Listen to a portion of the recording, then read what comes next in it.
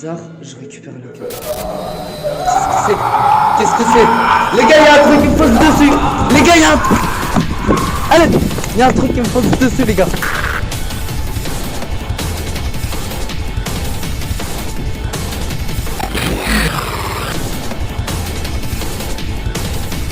C'est passé un truc trop bizarre. Je saurais pas vous dire, c'était trop bizarre. Quelque chose m'a pourchassé. Je suis terrifié, les gars.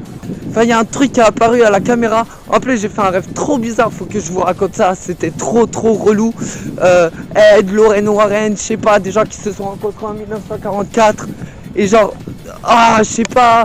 Le mec, il est démonologue, frère. Je comprends rien. Ensuite, Lorraine, frère, Lorraine Warren, je sais pas quoi. Une médium. Donc quelqu'un qui parle aux morts et tout tralala. Et en fait, genre, ils ont commencé leur enquête dans les années 50.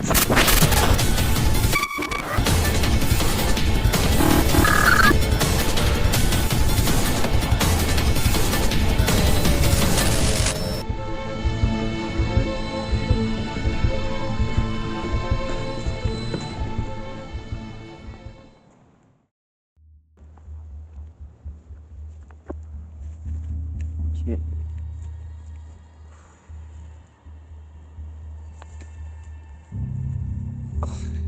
Bizarre ce qui vient de se passer, le fait que je sois poursuivi et tout. Donc là, j'ai trouvé cet endroit pour me caler tranquille, pour vous raconter le rêve que j'ai fait. En fait, comme je l'ai dit tout à l'heure, c'est sur Ed et Lorraine Warren, un couple qui se sont rencontrés dans les années 40. Pour être précis, en 1944, ils se sont rencontrés, ils se sont mis en couple, tout ça. Et dans les années 50, ils ont commencé à faire ensemble des enquêtes paranormaux. Ils ont commencé dans les années 50 jusqu'en 90. Et pendant cette période-là, du coup, ils ont commencé à faire des enquêtes paranormaux. Suite à ça, du coup, ils sont devenus célèbres, d'autres les critiquaient, comme d'autres étaient fascinés par eux. Donc certains disaient que c'était des escrocs, comme d'autres disaient qu'ils avaient du courage. Il faut savoir que les Warren, eux, avaient une cave dans leur maison du Connecticut. Cette cave était enfermée à double tour à clé. Pourquoi? Parce que à l'intérieur, il y avait des objets qu'ils avaient récupérés de leur enquête. Je prends un exemple, une poupée Annabelle. Ils avaient des objets à l'intérieur qui gardaient enfermés parce que c'était des objets soi-disant possédés, hantés et tout ce qui s'ensuit. Les Warren sont partis enquêter chez une famille qui s'appelle la famille Perron, qui eux avaient 5 filles et la mère et le père, et sans oublier le chien. Les parents avaient pris une ferme dans une ville qui s'appelle Rhode Island. Et plus ils passaient du temps dans cette ferme-là, plus l'atmosphère devenait étrange. Des bruits se faisaient entendre, des apparitions, des marques. Donc la famille commençait à trouver ça bizarre. Une sorcière nommée Bathsheba Sherman, décédée dans les environs, aurait maudit les lieux après avoir sacrifié un enfant. Son esprit hante la maison, possédant les filles et Caroline elle-même. Quand cette histoire est devenue célèbre, des gens disaient que les Warren profitaient de l'occasion pour se faire de l'argent. Les non-croyants parlaient d'exagération et de construction narrative. Mais une chose est sûre, c'est que la maison des Perron a bel et bien existé et son histoire qui est à l'intérieur aussi. Les non-croyants, il y avait une partie qui disait que c'était une construction narrative, comme d'autres qui disaient que c'était juste de l'exagération. Oh. Et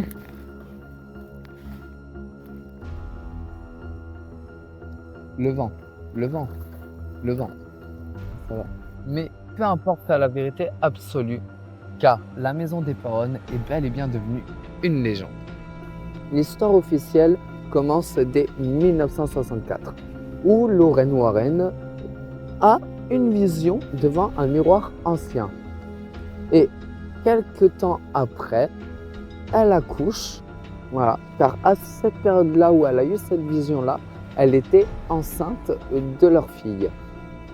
Donc du coup, elle accouche et pendant son accouchement, des choses bizarres se passent et c'est là que le mal se fait.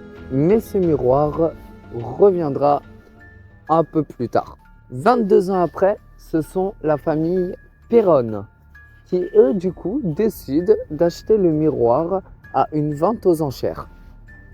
Et ce miroir-là, comme je l'ai dit, il viendra un peu plus tard, car oui, c'est le seul et même miroir que Lorraine Warren a dû enquêter dessus, où elle a eu des gros problèmes quand elle a commencé à accoucher.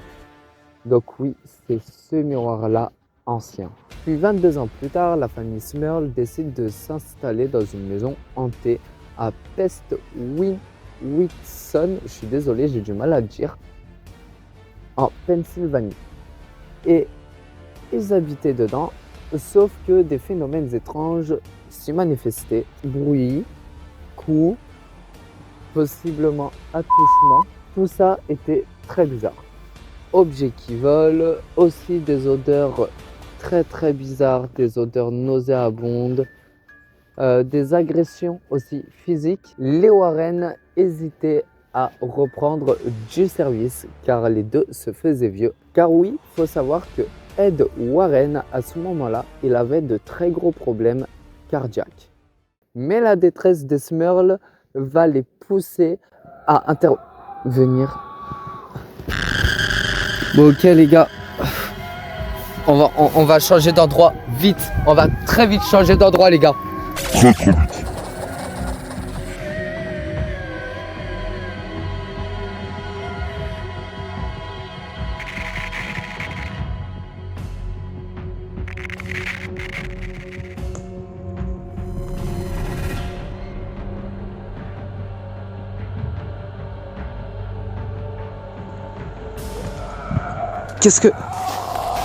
Qu'est-ce que c'est les gars?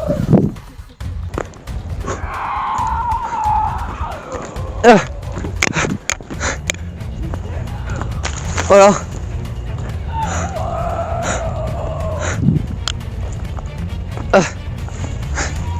Putain de buisson de merde. C'est quoi les gars? Qu'est-ce que c'est? Putain, les gars.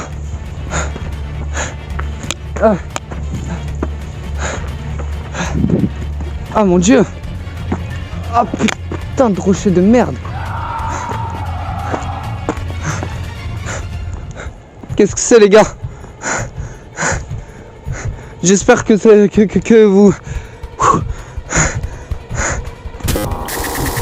Non.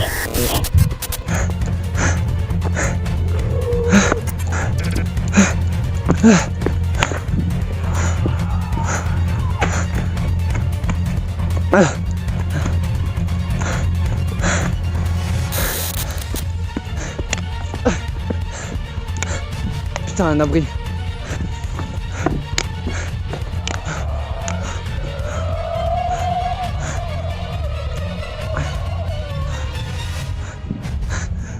Qu'est-ce que c'est?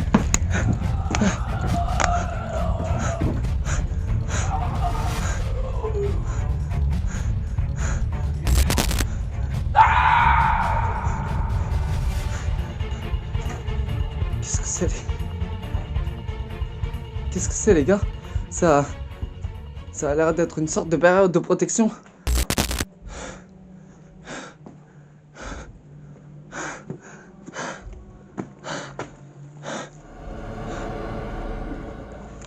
Oh mon dieu.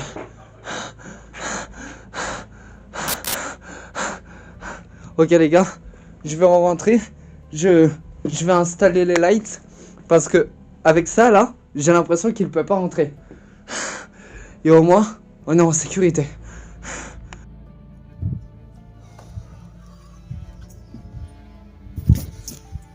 Oh là là là là là là. Bon, du coup, pour continuer l'histoire, Nous sommes en 86. Le couple Smurl, Jack et Janet, avec leurs enfants. Heather, Dawn, Karine, Shannon et Jack. Avec le chien de la famille, Simon, qui est là pour protéger la famille, décide d'emménager dans une maison à West Pittston, en Pennsylvanie. La vie semble belle, jusqu'un soir où une lumière du plafonnier tomba, manquant de peu de blesser Heather. Très vite, tout change. Des cris se font entendre dans la nuit, des odeurs de soufre, des odeurs putrides, des hautes températures et des baisses de température extrêmes se font ressentir. Jack raconte avoir été attaqué sur tout son corps, y compris les parties intimes, tandis que les filles, elles, disent avoir vu des ombres, des silhouettes et même des visages difformes. Les Smurls subissent une pression mentale. Ils font donc appel à des églises locales, des prêtres et des exorcistes qui sont tentés, mais ceci fut sans succès. L'affaire remonte aux oreilles des Warren. Eux, qui de base ne voulaient pas, décident d'accepter et d'y aller. Et sur les lieux, ils ne disent pas qu'il y a un, mais il y a 4 esprits différents qui hantent la maison. Une vieille femme inoffensive, une jeune fille particulièrement violente, un homme décédé dans la maison et malheureusement un démon qui est là pour nuire à la famille, qui soit les manipule, soit les contrôle tous les 3. Lors de leur première nuit, Ed raconte ressentir une chute brutale de température, parfois même allant à plus de 30 degrés. Il raconte voir une forme se former devant lui, le mobilier vole, le crucifix se matérialise, le démon parle et les insultes fusent. Les exorcismes officiels sont tentés, mais le démon résiste, s'attaque à eux. Le prêtre Adonisio, par ses prières, prétend avoir chassé les esprits de la maison pendant une nuit intense. Jack raconte qu'après tout cela, les événements se sont calmés, mais des ombres subsistent. En 88, la famille part de la maison. Le huis clos prend fin. La maison reste célèbre, difficile à louer, hantée dans les mémoires collectives, bien que des locataires affirment ne rien ressentir dans la maison. Jack Smurl meurt en 2017. Janet vit aujourd'hui en Pennsylvanie, tandis que leur fille, Karine, est devenue enquêtrice paranormale portant le fardeau de tout ça. Et maintenant, entrons dans les eaux profondes, le dessous de l'iceberg, ce qui pourrait être vrai et ce qui pourrait être douteux. Le miroir de 64 serait une invention pour relier Lorraine à l'affaire. Certains pensent que les Warren ont amplifié toute cette histoire pour leur gain et leur bien personnel. À la fin, la vérité est peut-être une combinaison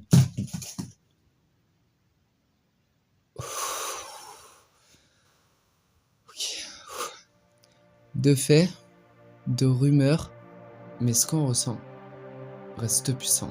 Le message, ce n'est pas que le surnaturel fait le plus peur, c'est ce qu'elle révèle. La fragilité humaine, la lutte intérieure entre lumière et ténèbres.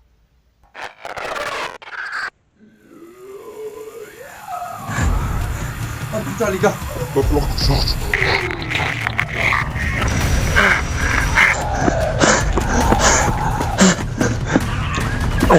Ah.